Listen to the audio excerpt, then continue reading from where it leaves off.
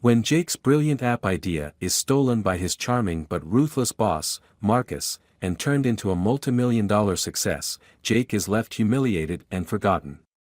But when he discovers Marcus has built his empire on lies, fraud, and a dangerous secret, Jake decides to take justice into his own hands.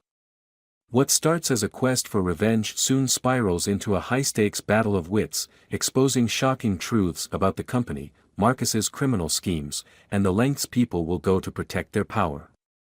As Jake's carefully orchestrated plan unfolds, alliances shift, reputations crumble, and the line between justice and corruption blurs. Who will come out on top when the dust settles, and at what cost? It's strange how betrayal creeps up on you, like a slow-growing shadow, stretching unnoticed until it engulfs everything. Looking back, there were signs, warnings I should have paid attention to, but I didn't. I guess that's what happens when you trust the wrong person. It was 3 years ago when I first walked into the buzzing open-plan office of Orion Tech, the kind of place where everyone seemed just a little too busy and a little too important. I was fresh out of college, armed with ambition and what I thought was a talent for innovation. Orion was a rising star in the tech industry, and getting hired there felt like winning the lottery. Marcus, the CEO, was a huge part of why I joined. He had this aura about him, confidence bordering on arrogance, but not so much that it was off-putting. He made you believe in the impossible.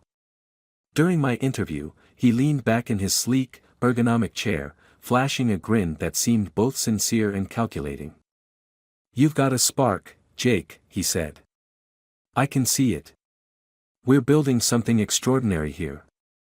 Stick with me, and you'll go far." I'd been hooked. For the first year, I poured everything I had into the company. Late nights, skipped weekends, and countless brainstorming sessions became my norm.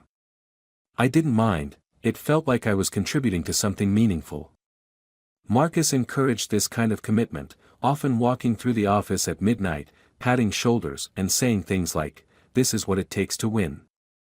It wasn't long before I found my niche in the company. I had a knack for problem solving, for taking loose ideas and turning them into structured, actionable plans. People started coming to me for help, and soon I was leading small projects of my own. That's when I started working on the blueprint. The idea came to me late one night as I was scrolling through financial reports. I noticed patterns, trends that seemed predictable but weren't being utilized effectively. What if there was a way to use artificial intelligence to analyze these patterns and predict market trends with high accuracy? It could transform how companies invested, saving millions and generating even more in returns. Excited, I spent the next few months refining the concept. I'd stay at my desk long after everyone else had gone home, coding and debugging until my eyes burned. I sketched out user interfaces, wrote detailed proposals, and even created a prototype. By the time I was done, I had something I truly believed could change the game. When I finally showed it to Marcus, I felt a mix of nerves and pride. I'd rehearsed my pitch a dozen times, anticipating every question he might ask. Sitting across from him in his glass-walled office, I laid out my vision. "This," I said, my voice trembling slightly, "could redefine the way we think about investment strategy. It's not just an app, it's a revolution." Marcus leaned back in his chair, steepling his fingers as he listened. He didn't interrupt, didn't even blink. When I finished, he sat in silence for a moment, then leaned forward with a grin. "Jake, this is brilliant," he said. "This could be the kind of breakthrough that puts Orion on the map for good. Let's pitch it to the board together." Hearing those words, I felt a surge of validation. I'd done it. All the late nights and sacrifices had been worth it. For the next 2 weeks, Marcus and I worked on polishing the presentation. Or rather, I did. He mostly asked questions and offered vague suggestions, like, "Make it more exciting," or "Add a wow factor here." I didn't mind, though. I was just grateful for the opportunity to have his support. The board meeting finally arrived, and I was ready. I stood in the hallway outside the conference room, clutching my notes, running through my pitch one last time in my head. That's when Marcus approached me. "Jake," he said, placing a firm hand on my shoulder. "Quick change of plans. I'll take the lead on this one, it'll carry more weight if it comes from me. Don't worry, you'll get the credit once it's approved." I blinked, caught off guard. "But..." "No time to argue," he said, already moving past me. "Trust me on this." And just like that, he was gone, leaving me standing there with a sinking feeling in my chest. The meeting was a success. I knew that much from the applause I heard through the closed doors. When Marcus emerged, he was beaming. "They loved it," he said, clapping me on the back. "We're moving forward." At first, I convinced myself that this was just how things worked. Marcus was the face of the company, the one who had to sell the idea to investors. It made sense, didn't it? And he'd promised I'd get credit eventually. But days turned into weeks, and my name was never mentioned. Marcus presented the blueprint at every investor meeting, every team briefing, every public announcement, and each time, he made it sound like it had been his idea all along. "Genius," people would say. "How did you come up with it?" And Marcus, with that same confident grin, would shrug and say, "It just came to me one night." Inspiration strikes when you least expect it. I tried to stay calm, to tell myself that the recognition didn't matter as long as the project succeeded. But the more I watched Marcus bask in the glory, the harder it became to swallow. I approached him once, after a team meeting where he'd once again taken all the credit. "Marcus," I said, trying to keep my voice steady. "I just wanted to talk about the blueprint. I was wondering if we could acknowledge my role in developing it." He raised an eyebrow, as if the suggestion was absurd. "Jake, don't be petty. You're part of the team. This is our success. Isn't that enough?" It wasn't enough. The final blow came at the company's annual gala. The event was lavish, with chandeliers, an open bar, and hundreds of attendees. Marcus stood on stage, clutching an award for Innovation of the Year. As he gave his acceptance speech, thanking the board, the investors, and even the janitorial staff, he didn't mention my name. Not once. I sat in the back, clapping along with everyone else, my stomach churning. That was the moment I realized something had to change. When the gala ended, I went home and stared at my reflection in the bathroom mirror. The man looking back at me was tired, defeated. I thought about everything I'd sacrificed for Orion Tech, for the blueprint. I thought about Marcus, standing on that stage, smiling as if he'd built my dream from scratch. I clenched my fists, the anger rising in me like a tidal wave. If Marcus wanted to steal my work, my ideas, my future, then I'd take something from him in return. Something bigger. Something that would hurt.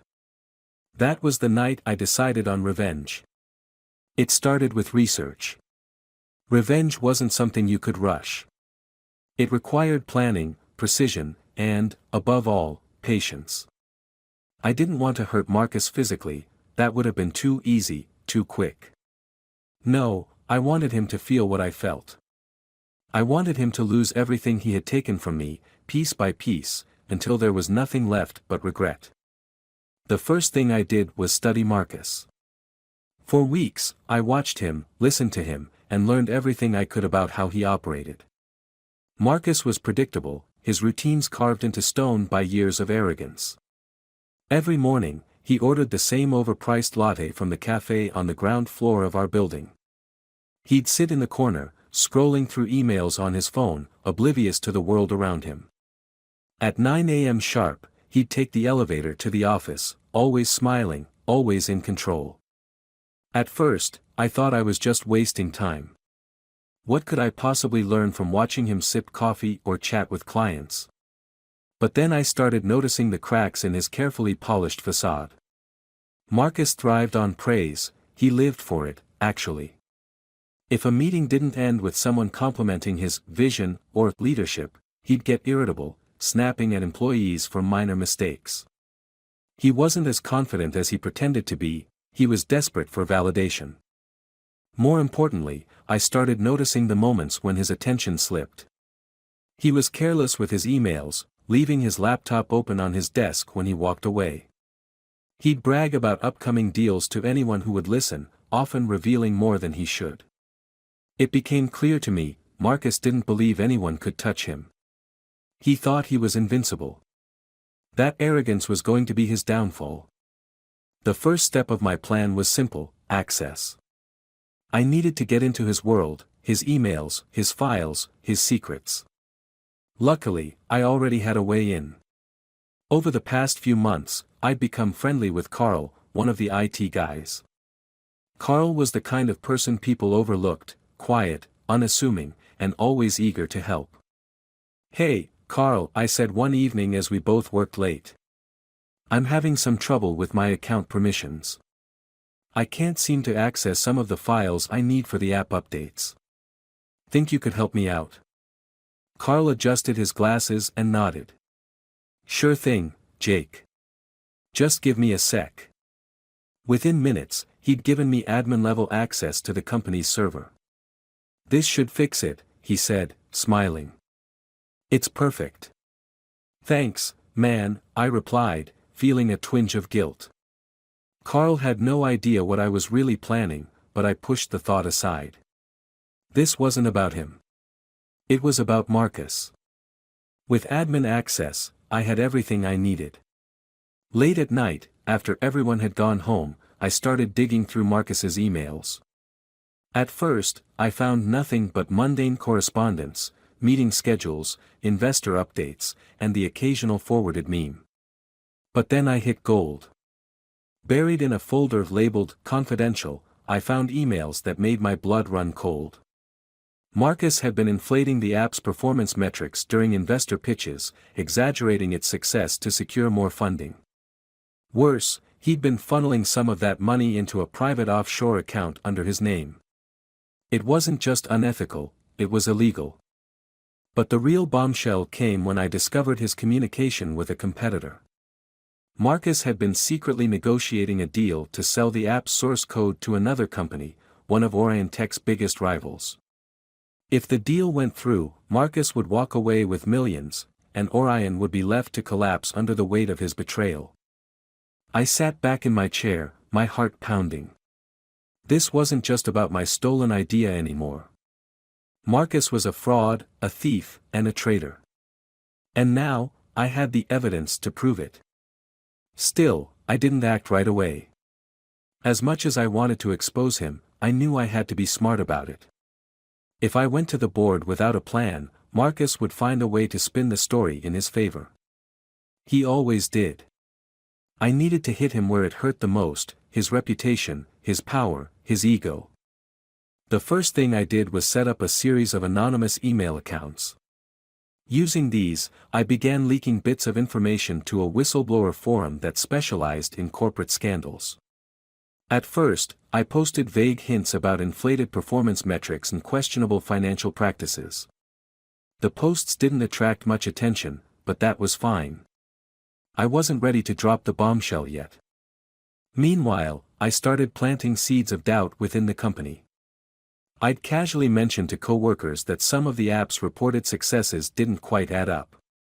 "It's weird," I'd say during lunch breaks. "The predictions are good, but they're not that good, you know." Makes you wonder how Marcus convinced the board. People started whispering. Quietly at first, but the rumors spread faster than I expected. Marcus noticed too. One afternoon, he called an emergency team meeting to address that negativity in the office. "Let me be clear," he said, his tone sharp. "Everything we've achieved with the blueprint is because of this team's hard work. Don't let baseless rumors distract you from our goals." I sat in the back of the room, biting back a smirk. He was nervous. Good. The next phase of my plan required more finesse. I needed allies, people within the company who could help me take Marcus down when the time came. I started with Olivia, one of the senior legal advisors. Olivia was sharp, no nonsense, and fiercely loyal to Orion Tech. If anyone would care about Marcus's shady dealings, it was her. One evening, I accidentally left a printed email thread on my desk, conveniently right before Olivia stopped by to discuss a contract. "What's this?" she asked, picking up the papers. "Oh, just something I've been looking into," I said casually. "Probably nothing, but it's strange, don't you think?" She scanned the emails, her brow furrowing. "This is serious, Jake. If this is true." "I know," I said, feigning concern. But I didn't want to jump to conclusions. "Marcus has been so good to me. I didn't think he'd." Olivia cut me off. "Leave it with me. I'll look into it." "Perfect." Over the next few weeks, I fed Olivia just enough information to keep her digging. She didn't know it, but she was doing exactly what I needed, building a case against Marcus from within the company. At the same time, I started preparing for the final act.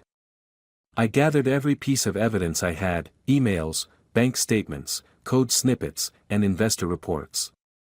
I compiled them into a comprehensive dossier, complete with timelines and annotations. I wasn't just going to expose Marcus. I was going to destroy him. The day I chose to execute my plan was deliberate, timed for maximum impact. It was a week before Marcus was set to deliver a keynote speech at one of the biggest tech conferences in the world.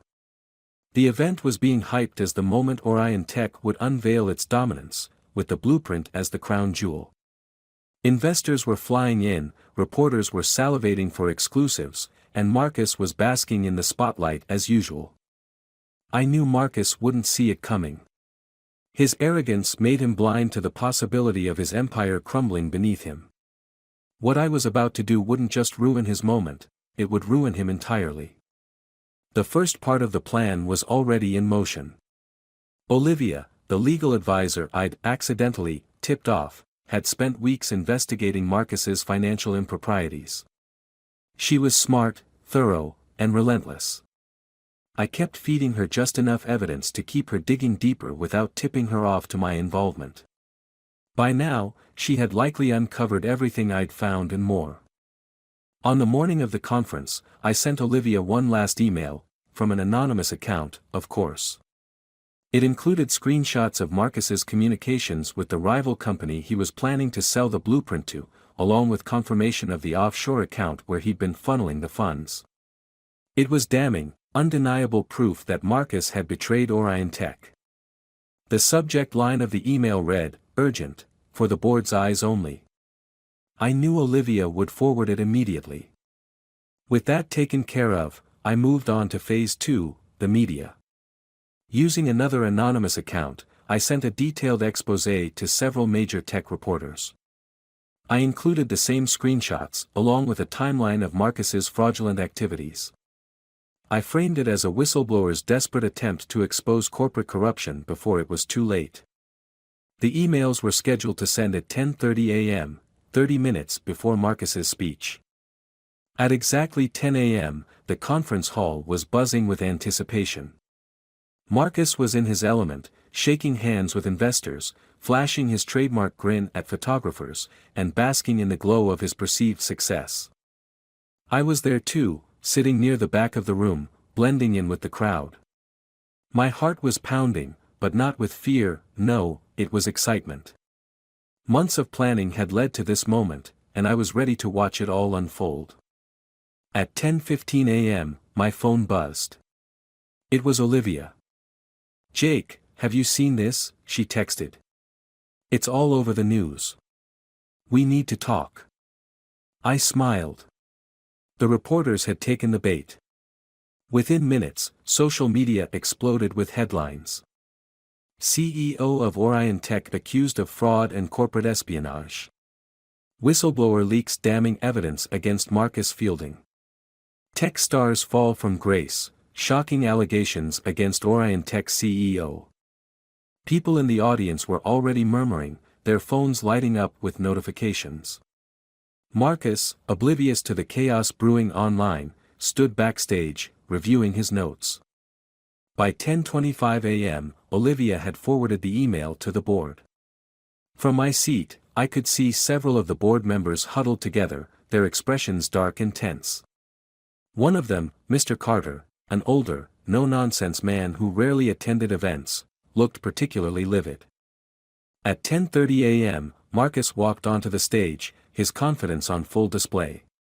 The applause was polite but subdued, a far cry from the thunderous reception he was probably expecting.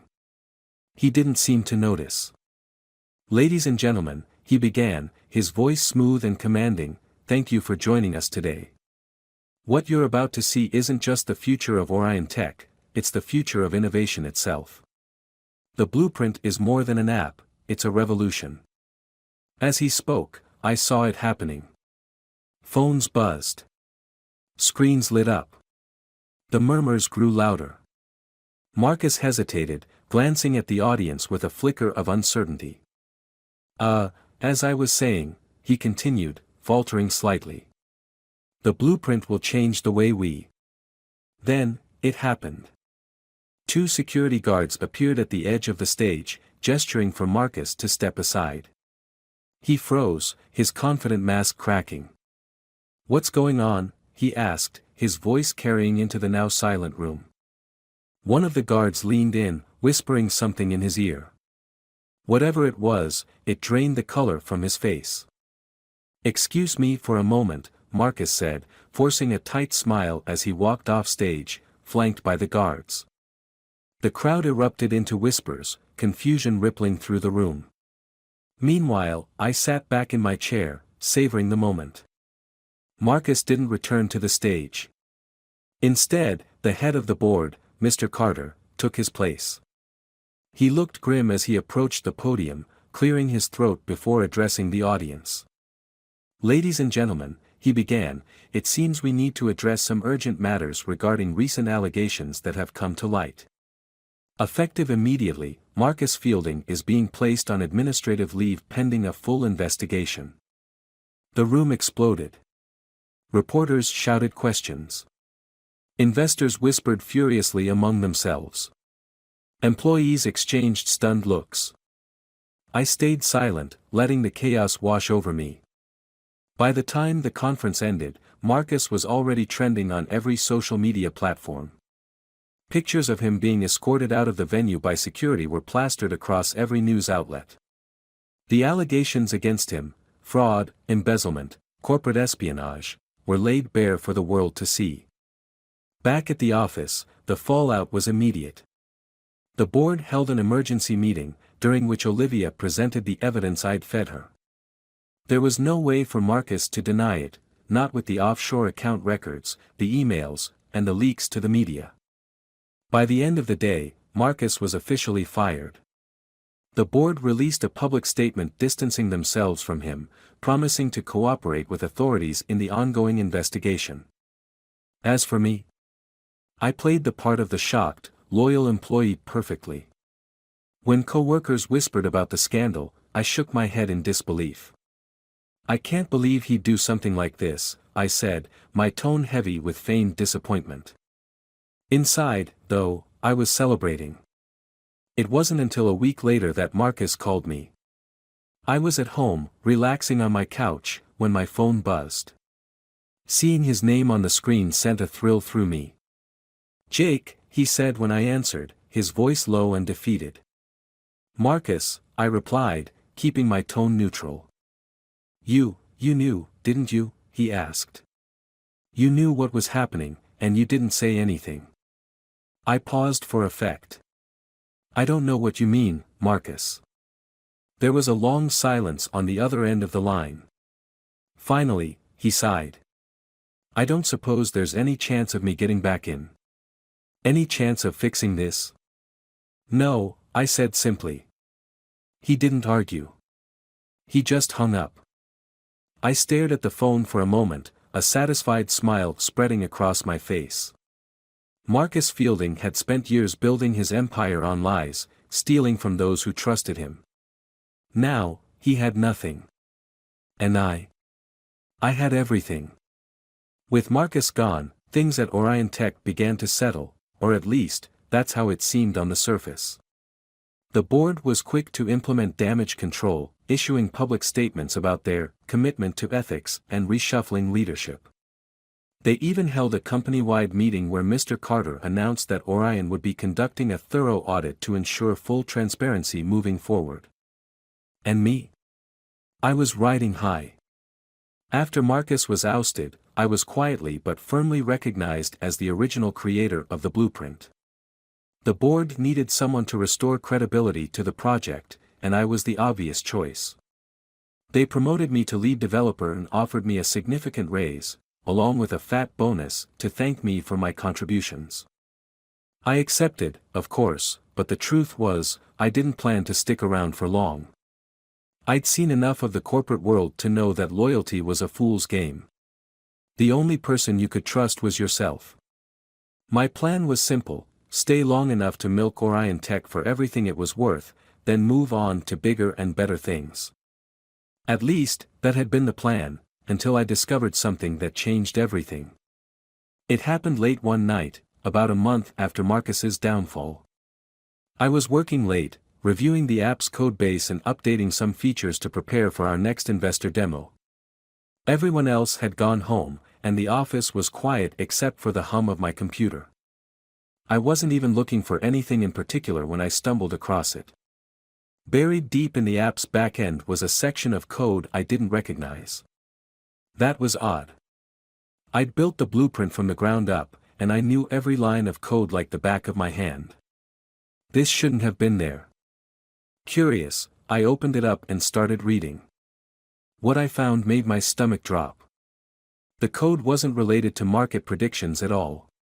It was a data mining script, one designed to collect and store sensitive user information, including financial transactions, personal identifiers, and even encrypted passwords. The script was subtle, hidden within an innocuous module that no one would think to check. I sat back in my chair, my heart pounding. This wasn't just unethical, it was potentially illegal. Whoever had added this code was using the blueprint to siphon user data without their knowledge. But the real question was, who? The next day, I dug deeper. I traced the script's creation date and cross-referenced it with the company's version control logs. That's when I hit another bombshell.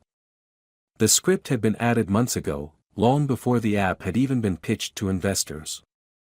Long before Marcus had stolen the idea. I couldn't believe what I was seeing. The logs showed that the script had been written by me. At least, that's how it appeared. My user credentials had been used to upload the code, but I knew for a fact that I'd never written anything like this. Someone had forged my access, making it look like I was the one behind the data mining operation. Panic set in. If anyone discovered this, it would ruin me. Forget about my promotion or my bonus, this was the kind of scandal that could land me in prison. I needed answers, and I needed them fast. That night, I went back to the logs and started looking for anything I might have missed. After hours of digging, I found it, a series of edits made to the app's repository just days after Marcus had first reviewed the blueprint.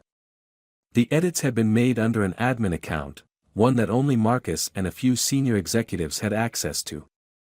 Someone had planted the script in the blueprint early on, long before it became the company's flagship project. But why? And more importantly, who else knew?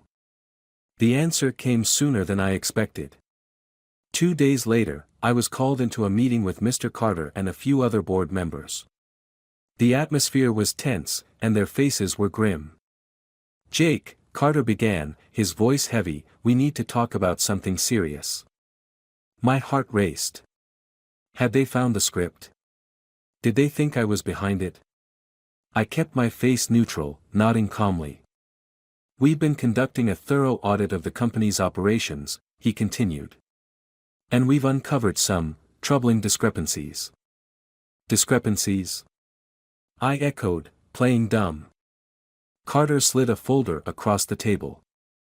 Inside were printouts of the code I'd found, along with detailed notes about its function. "This was embedded in the blueprint," he said. "It appears to have been collecting user data without their consent." I feigned shock, widening my eyes. I had no idea, I said. This wasn't part of the app one built. Carter studied me for a moment, then nodded. We believe you. But there's more. He pulled out another document, a financial report. My name was listed alongside a series of payments that had been routed through offshore accounts. I felt the blood drain from my face. This isn't me, I said, my voice trembling. I never received any of that money. We know, Carter said. The accounts have been linked to Marcus. We believe he used your credentials to plant the script and funnel the profits into his offshore holdings. It was part of a larger scheme to sell the app's data mining functionality to third parties. I was stunned. This wasn't just corporate espionage, it was a full-blown criminal enterprise. Marcus hadn't just stolen my idea, he'd used it as a front for his own illicit operation. Why wasn't this revealed during the investigation? I asked. Carter sighed. We only uncovered this after Marcus was fired. It was buried deep. He was careful. In the days that followed, the pieces began to fall into place. Marcus had been planning to use the blueprint as a vehicle for his data mining scheme all along. That's why he'd stolen the idea, because it was the perfect cover. He'd planned to milk the app for every penny it was worth, then sell the code to the highest bidder before disappearing with his ill-gotten gains. But here's where things took an unexpected turn. The board decided to keep it quiet. Publicly disclosing this could destroy the company, Carter explained during a private meeting. We can't afford another scandal. Marcus is already gone, and we'll make sure the script is removed immediately. But this stays between us. And me? I asked. You'll be promoted again, Carter said. Head of R&D. You've been through enough, and we want to show our faith in you. It was an offer I couldn't refuse, especially since refusing would almost certainly lead to me being implicated in the scandal, whether I was guilty or not. Weeks later, as I sat in my new office, I couldn't shake the feeling that I'd narrowly escaped disaster. Marcus might have been gone, but his shadow lingered. The app had been cleaned up, the company had moved on, and my name was officially cleared. But I couldn't help but wonder, had Marcus really acted alone? Or was there someone else, someone higher up, who had been pulling the strings all along? As I stared out the window, a realization hit me: I hadn't won. Not really. In taking down Marcus, I'd become part of the very system I despised. And the worst part? I didn't feel guilty. Not at all.